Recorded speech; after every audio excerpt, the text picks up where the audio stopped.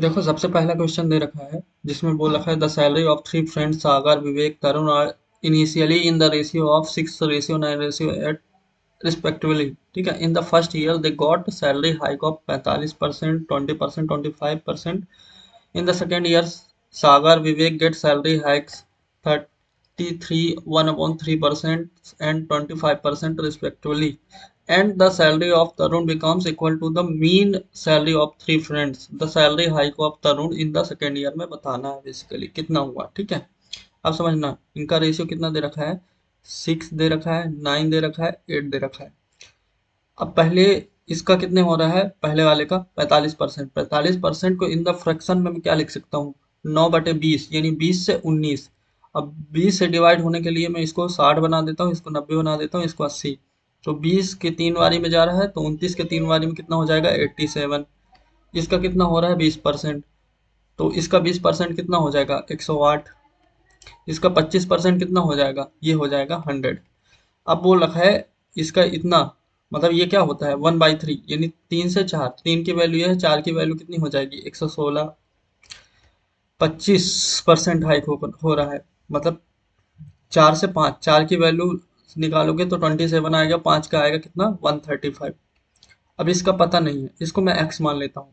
और इसको बोल रखा है इन तीनों के एवरेज के इक्वल है इसकी सैलरी। इन तीनों को कितना हो जाएगा, ये कितना हो गया 251 प्लस एक्स अपॉन 3, ये एवरेज आ जाएगा इक्वल टू एक्स। तो 3x में से एक एक्स गया 2x, तो x की वैल्यू कितनी आ जाएगी, 2 से डिवाइड करो इसको, 12 दूनी 24, बचा एक, 5 बारी में जाएगा 0.5, तो ये कितना आ जाएगा 125.5। कितना इंक्रीमेंट हो रहा है 25.5। तो ऑप्शन नंबर सी मेरा सही आंसर होगा। मैं पहला स्टेप ये लिखूंगा, दूसरा ये लिखूंगा, तीसरा ये लिखूंगा, फिर यहाँ से सॉल्व करूंगा। इतना शॉर्ट करना था। बढ़ते हैं नेक्स्ट क्वेश्चन जो कि डाउट है। In finding the SCF of two numbers by division method, the last divisor is 174 and the quotient is 172 if the sum of two numbers is divided by 11, the remainder is। अब देखो एक चीज तो पता होगा, ये divisor है और ये डिविडेंड है और ये क्वोशेंट है, और जो भी आता है वो रिमाइंडर होता है। ठीक है, अब इसी पे क्वेश्चन है और हमें डिवीजन मेथड से बताना है। देखो सबसे मोस्ट इंपॉर्टेंट, मैं डिवीजन मेथड समझा देता हूँ। जैसे मान लो मैं कोई संख्या ले लिया 15 और इसका एचसीएफ निकालना है। ठीक है, डिवीजन मेथड से तो इसमें क्या करते हैं, मान लो इसको डिवाइड करते हैं 9 से। 9 से डिवाइड किया तो एक बारी में जाएगा, क्वोशेंट आ गया और रिमाइंडर कितना आ गया 6। अब जो रिमाइंडर आता है ना, उसी से जो डिवीजर था उसको डिवाइड करते हैं। तो फिर एक बार डिवाइड करोगे तो कितनी बार में जाएगा, क्वोशेंट आएगा 1, और यहाँ पे कितना आ गया 6, फिर यहाँ पे आ गया 3, और बचा कितना, सॉरी, अब ये इसको फिर से यहाँ पे लेके आएंगे क्योंकि इसको डिवाइड करते हैं क्वोशेंट रिमाइंडर से, सॉरी रिमाइंडर से जो डिवीजर होता है उसको फिर से डिवाइड करते हैं। तो कितनी बारी में जाएगा, 2 बारी में। तब तक करते हैं जब तक कि ये जीरो ना आ जाए। ठीक है, ये डिवीजन मेथड होता है। तो उसी प्रकार देखो इसमें पहला दे रखा है 1 है, दूसरा 7 है। जैसे मैं इसको इन द फ्रेम में बनाऊं, यहाँ से डिवाइड किया गया होगा तो पहली बार में 1 आया होगा, फिर यहाँ से इसको दोबारा डिवाइड किया गया होगा तो 7 आया होगा, और फिर यहाँ से डिवाइड किया गया होगा तो 2 आया होगा। ठीक है, और लास्ट डिवीजर बता रखा है 174। जब ये 174 था तो ये कितना रहा होगा, इसका इसका इससे मल्टीप्लाई करेंगे तब तो पता चलेगा ना हमें डिविडेंड। तो मल्टीप्लाई किए तो कितना आ गया 340, 348, ये 348 ये था। तो इसको डिवाइड किया गया था तो ये तो यहाँ पे होगा फिर से। ठीक है, तो जब इसका इससे मल्टीप्लाई करोगे तब ये चीज आएगा डिविडेंड। तो इसका इससे मल्टीप्लाई करो कितना हो जाएगा 2100 और 280, 2380 और 56, 2380 और 56, 2436। ठीक है, 2100, 2300, 2380, 2100, 2436 आ गया। तो बेसिकली ये क्या रहा होगा 2436 प्लस ये रिमाइंडर रहा होगा, क्योंकि रिमाइंडर से डिवाइड करते हैं तो रिमाइंडर ऐड करोगे कितना हो जाएगा 174। ये कितना हो गया 2500, 2600 10। तो बेसिकली ये टर्म कितना आ गया 2610। अब यहाँ से फिर से निकालेंगे ये वाला टर्म, और 2610 यहाँ था तो इसको यहाँ पे लिखना पड़ेगा, क्योंकि यही इसी को तो डिवाइड करते हैं यहाँ पे आके। ठीक है, अब ये एक बारी में जाएगा तो मतलब मल्टीप्लाई करोगे तो एक बारी में जाएगा, तो 2610 तो रहेगा, साथ में ये रिमाइंडर था ये भी ऐड होगा, 348। कितना हो गया ये 2958। अब इसमें बोल रखा है if the sum of two dividend, पहला सॉरी पहला डिविडेंड ये था, दूसरा डिविडेंड ये था, इन दोनों का सम निकालना है। इनका सम निकालेंगे 5500 5568, और इसको मेरे को 11 से डिवाइड करना है। जब मैं इसको 11 से डिवाइड करूंगा, देखो 6 5 11 और ये 13, रिमाइंडर कितना आ गया 2, तो 2 मेरा आंसर हो जाएगा। बढ़ते हैं next. PAB is a tangent at the point A on the circle with the center O. AC is a chord such that CAP की वैल्यू दे रखी है 30 डिग्री। इफ CD OA पे लंब है, परपेंडिकुलर है, DE perpendicular OC, then the find the length of EC। It is given that radius of the circle 12 centimetre दे रखा है। अब देखना, बात को बहुत कायदे से समझना। ये सर्कल हो गया, इसका सेंटर O हो गया। इसमें बोल रखा है PAB इज द टेंजेंट। तो देखो जिस प्रकार से नाम दिया उसी प्रकार से बनाना है। टेंजेंट है तो मतलब यहाँ पे टच करेगा ऐसे। ये P हो गया, ये A हो गया, ये B हो गया। ठीक है, AC इज अ कॉर्ड, तो मैं कॉर्ड बना देता हूँ, ये C हो गया, ये कॉर्ड हो गया। CAP ये बेसिकली 30 डिग्री दे रखा है। ठीक है, अब CD जो है OA पे लंब है, इसको मीट करना पड़ेगा। मान लो मैं सेंटर यहाँ पे बनाता हूँ, CD जो है इसको ऐसे OA पे लंबा है, और DE जो है OC पे लंबा है। अगर मैं इसको भी इस यहाँ से मीट करता हूँ, ये यहाँ पे परपेंडिकुलर हो जाएगा। ठीक है, एक सेकेंड एक सेकेंड, आई थिंक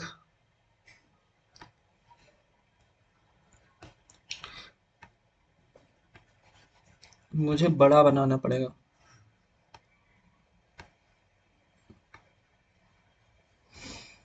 तब ये ज़्यादा अच्छा रहेगा। सर्कल तो बनता नहीं है वैसे, समझने के लिए। ओ सिटी यार,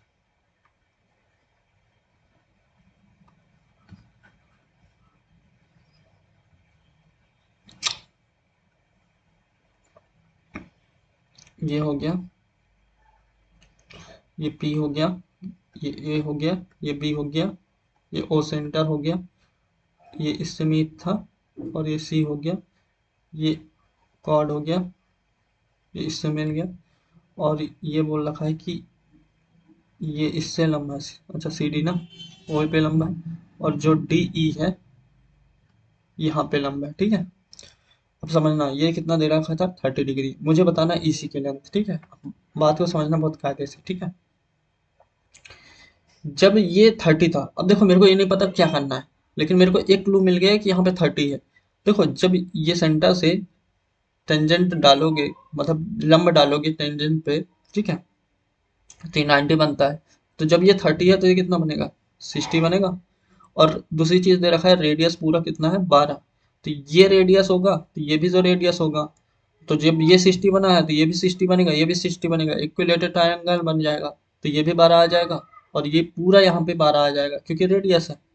अब मेरे को एक चीज समझ में आया, देखो ये 90 है, यहाँ पे ये 90 है, ये 60 है, तो ये कितना बनेगा 30 बनेगा। जब ये 30 बनेगा, देखो 90 के सामने 12 है, तो 30 के सामने कितना हो जाएगा 6, और 60 के सामने कितना आ जाएगा, ये पूरा कितना आ जाएगा 6√3। ठीक है, अब देखो मुझे निकालना है ये वाला, ये 90 था, 90 के सामने कितना है ये, और देखो जब ये 30 था, ये 30 था, ये पूरा कितना होगा, ये पूरा 60 होगा, तो ये भी तो 30 होगा। जब ये 30 होगा, हमें निकालना है EC, ये निकालना है, तो ये 60 हो जाएगा। तो देखो 90 के सामने 6√3, मतलब दो दो यूनिट की वैल्यू कितनी दे रखी है 6√3, एक यूनिट की वैल्यू कितनी आ जाएगी 3√3। ठीक है, अब मुझे निकालना है 60 के सामने, तो √3 की वैल्यू निकालनी है बेसिकली। तो इसमें 3√3 इंटू √3 करूंगा तो कितना आ जाएगा 9। 9 मेरा आंसर हो जाएगा। ये थोड़ा समझने वाला चीज था। 9 आंसर हो जाएगा। ये प्रोजेक्शन बस समझना था क्योंकि ये 60 था, फिर ये पूरा 60 हो जाएगा, ये 60 होगा, पूछ क्या पूछना है इसमें। ये 30 तो ये 30, तो ये प्रोजेक्शन था बस 90 के सामने। बस ये मालूम होना चाहिए कि अगर राइट एंगल बन रहा है 90 के सामने 2 यूनिट होता है, और अगर मैं इसको 30 मान लेता हूँ तो 1 यूनिट, और 60 के सामने कितना होता है √3 यूनिट। ये पता होना चाहिए पहले से। बढ़ते हैं नेक्स्ट। इसमें बताना है find the lowest positive value of C minus B such that 7 digit number दे रखा है 1738 B 96 9 C is divisible by 12। अब देखो 12 से डिविजिबल है, इसका मतलब वो 4 से भी होगा और वो 3 से भी होगा। ठीक है, 4 से डिविजिबल होने के लिए लास्ट के 2 अंक 4 से डिविजिबल हो। अब देखो 9 और सी, तो सी की जगह में 4 से डिविजिबल करने के लिए मैं कौन सी संख्या रख सकता हूँ। पहली बात तो मेरे को इवन रखना पड़ेगा। 0 रखूंगा तो नहीं होगा, 2 रखूंगा तो हो जाएगा। तो सी की वैल्यू कौन कौन सी पॉसिबल है, 2 रख दिया। 4 नहीं रख सकता, 5 नहीं, 6 नहीं, 6 रख सकता हूँ, 6 भी रख सकता हूँ। फिर उसके बाद 8, 8 भी नहीं रख सकता। तो सी की 2 पॉसिबिलिटीज हो गई। ठीक है, अब मुझे बी की निकालनी है। तो फिर बी के निकालने के लिए 3 से डिविजिबल अगर मैं 2 रखता हूँ, अगर सी की जगह मैं 2 रखता हूँ तो ये गया 8 7 15, ये गया, और ये भी गया। तो बी की पॉसिबिलिटीज कितनी हो गई, बी की वैल्यू कितनी हो सकती है, या तो फिर 3 हो जाए, ठीक है, और 3 रख सकता हूँ, या फिर मैं 3 के अलावा 6 रख सकता हूँ, 9 रख सकता हूँ। तो मेरे को लीस्ट बताना है, लोएस्ट बताना है। ठीक है, तो 3 नहीं रख सकता क्योंकि अगर मैं ना बी को 3 रख दिया, सी की वैल्यू 2 था, 2 माइनस 3 तो -1, और पॉजिटिव बोल रखा है तो ये सेटिस्फाई नहीं करेगा। ठीक है, तो ये वाला नहीं रख सकता। अगर मैं 6 सी की वैल्यू 6 रखता हूँ, अगर मैं 6 रखा तो ये कितना हो गया, 9 कटा 8 7 15 कटा 3 कटा, बचा 1। तो बी की वैल्यू में क्या रख सकता हूँ, देखो 2 रख सकता, 2 के अलावा 5 रख सकता हूँ। अगर मैंने 5 रखा तो देखो सी की वैल्यू 6, बी की वैल्यू 5, कितना आ जाएगा 1, तो 1 इसका आंसर हो जाएगा। बढ़ते हैं नेक्स्ट। अब ये प्रोजेक्शन था, कुछ नहीं, ये इसमें डायरेक्ट फॉर्मूला रखना था, ये आ जाता। अब यहाँ पे ये नहीं करना था। देखो मैं एक चीज देख रहा हूँ, ये लास्ट के 2 अंक देख सकता हूँ। अब दो दो अंक देखने के लिए क्या देखूंगा, देखो यहाँ पे कितने, एक 5 आ रहा है, 5 का स्क्वायर आएगा बेसिकली, एक 5 है तो यहाँ पे भी एक 5 आ रहा है तो 5 का स्क्वायर आएगा, यहाँ भी 5 का स्क्वायर आएगा। इसका मतलब जो आंसर होगा ना, डिविजिबल बाई 25। 25 से डिविजिबल होने के लिए क्या रूल है, लास्ट के अंक 25 से डिविजिबल हो, 30 होगा नहीं होगा, ये होगा नहीं होगा, ये हो जाएगा ये नहीं होगा। तो यही करना था, कुछ नहीं करना था। बढ़ते हैं नेक्स्ट। अब ये देखो, जब इसको इसको इधर लेके जाओगे तो माइनस में बनेगा, तो ये बनेगा √a/b minus √b/a equal to 8/3। अब मैं इसको क्या लिख सकता हूँ पता है, 3 माइनस 1/3 ये लिख सकता हूँ।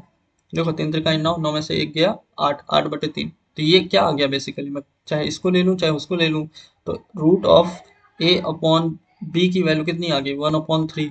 अब मुझे a प्लस बी दे रखा है तो इसका स्क्वायर, मतलब जब मैं इसको इधर भेजूंगा तो स्क्वायर हो जाएगा। तो a/b की वैल्यू कितनी आ जाएगी 1/9। तो देखो टोटल 10 यूनिट, 10 यूनिट की वैल्यू कितनी दे रखी है 30, मतलब 3 गुना। तो इस एक्चुअल वैल्यू कितनी हो जाएगी, ये 27 हो जाएगी, ये 3 हो जाएगी, इसी को मल्टीप्लाई बताना है, 81 हमारा आंसर हो जाएगा। पढ़ते हैं नेक्स्ट। इसमें वो रखा है an inlet pipe can fill an empty tank in 140 hours while an outlet pipe drains a completely filled tank in 63 hours। ठीक है, 140 हो गया 63 हो गया। ठीक है, if 8 inlet pipes and y outlet pipes are opened when tank is empty then the tank gets completely filled in 105 hours, find the value of y। ठीक है, अब देखो इनका एलसीएम लेना है। एलसीएम मैं कैसे ले सकता हूँ, 7 ले लिया, 20 ले लिया, और इसमें 9 है, 9 ले लिया। तो इसकी एफिशिएंसी कितनी आ गई, देखो प्लस का 9, इसकी एफिशिएंसी कितनी आ गई माइनस का 20, और ओवरऑल कितना आ रहा है ये 7 से कटा 15, ये 12 आ जाएगा। ठीक है, अब देखो अगर 8 इनलेट पाइप है तो टोटल कितना भरेगा, 9 की एफिशिएंसी से 72, और हमें आउटलेट का नहीं पता, और उसकी एफिशिएंसी -20 है, और ये वाई, और ओवरऑल का कितने समय में भर रहा है 12, मतलब ओवरऑल एफिशिएंसी कितनी आनी चाहिए 12। अब मैं देखो ये सेटिस्फाइड करूंगा, अगर मैं इसमें से 12 माइनस कर देता हूँ तो कितना बचेगा 60, और यहाँ पे 20 है, तो कितने पाइप चाहिए होंगे 3 चाहिए होंगे, तभी ना ये 60 कम करेंगे। तो ऐसे मत करना है, पूरा सॉल्व नहीं करना है, ऐसे लॉजिक लगा के खत्म करना है इसको। पढ़ते हैं नेक्स्ट। अब इसमें बोल रखा है Jahangir had to cover a distance of 90 kilometre in a hour, मतलब 1 घंटे में उसको 90 किलोमीटर चलना है। During the first 25 minutes he travelled at the speed of 15.2 metre per second. इसने दे रखा है metre per second. How many metres did Jahangir cover per second during the remaining period to reach his destination just on time. अब देखो 90 kilometre दे रखा है, अब मुझे पूछा भी है मीटर पर सेकेंड में पूछा है, तो इसलिए मैं इसको मीटर में चेंज करूंगा तो कितना हो जाएगा 19,000 मीटर। ठीक है। अब वो क्या कर रहा है 15.2 मीटर पर सेकेंड, ये स्पीड दे रखा है, 25 मिनट में चलना है, तो ये 25 मिनट हो गया। जब इसको मैं सेकेंड में चेंज करूंगा तो 60 से मल्टीप्लाई करना पड़ेगा। अब मेरे को ये कैलकुलेट करना है, मैं कैसे करूंगा देखो, अगर मैं 2 इसमें दिया तो ये 5 हो जाएगा। ठीक है, ये बचेगा कितना 7 पॉइंट, और ये जीरो से मैं ये इसको खत्म कर दिया, ये जीरो से ये बचेगा 76 बचेगा, और ये कितना हो जाएगा 5 6 30। ये कैलकुलेट करना है। ठीक है ठीक है ठीक है। एम आई राइट?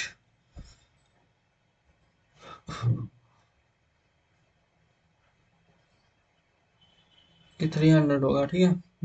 ये कितना हो गया देखो, 21 और 18, 22, 228, ये हो जाएगा 22,800। जो 22,800 इसमें से घटाओगे तो कितना हो जाएगा 200, ये आ जाएगा। 23 घटाना है, 23 घटाएंगे तो कितना आ जाएगा 67। अब ये डिस्टेंस कवर करना है, और अब बचा कितना टाइम देखो 25 मिनट्स यूज कर लिया था, बचेगा कितना 35 मिनट्स। अब मेरे को 35 मिनट्स में कवर करना है इंटू 60, अगर इसको सेकंड में चेंज करूंगा, ये मीटर में है ये सेकंड में है। अब आ गया, ये सॉल्व करके मेरे को आंसर लाना है। ठीक है। 7 से काटा तो 9 बारी में, और 7 से काटा तो 6 बारी में, 7 से काटा तो ये 5 बारी में, एक जीरो से ये एक जीरो कटा, 6 पंजे 30, तो एक जीरो से ये कटा, और ये आ जाएगा 32, 3 से डिवाइड करूंगा तो 32 मेरा आंसर हो जाएगा। कैलकुलेट ऐसे करना है। बढ़ते हैं next. A thief steals an item and escapes running at 20 kilometre प्रति आवर। जो थीप है उसकी स्पीड दे रखी है 20 किलोमीटर प्रति our. A policeman arrived at the spot of the crime after 6 minutes and immediately start chasing of thief. 25 minutes after policeman started to chase the thief, there is still a gap 400 meter between two. At what distance from the spot of crime would the policeman catch up with thief? What is the speed at which policeman run? अब समझना, ये thief की speed है। ठीक है। क्या होता है कि 6 मिनट बाद पुलिसमैन आता है। ठीक है। और 24 मिनट बाद उनके बीच के गैप कितना है 400 मीटर। ठीक है। इसका मतलब जो थीप होगा उसने 30 मिनट तक तो चला होगा, 30 मिनट तक चला होगा, क्योंकि 6 मिनट बाद आता है, और फिर 24 मिनट तक पुलिसमैन चलता है। इसका मतलब जो थीप है वो 30 मिनट तक चला होगा। तो 30 मिनट में थीप कितना चल चुका होगा देखो, ये कितना है 20 किलोमीटर, तो मतलब लगभग लगभग आधे घंटे, आधे घंटे में कितना चल लिया होगा 10 किलोमीटर। बट उनके बीच का गैप कितना है 400 मीटर, यानी अगर मैं इसमें से 400 मीटर कम करता हूँ तो 9600 मीटर। ये किसकी, ये डिस्टेंस किसने चला होगा पुलिस वाले ने चला होगा, और कितने समय में चला होगा 24 मिनट में। ठीक है।